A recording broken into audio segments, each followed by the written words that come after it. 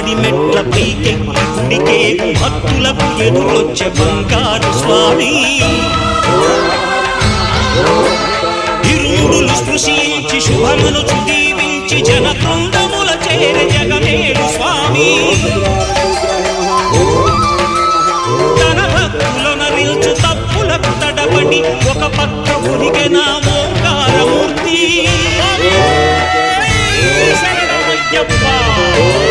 స్వాములందరూ తనకు సాయం కాగా ధీమంతుడై లేచే ఆ కన్య స్వామి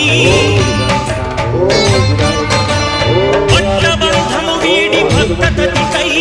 పరుగు పరుగుల వచ్చే భూమిపైకి నరుడై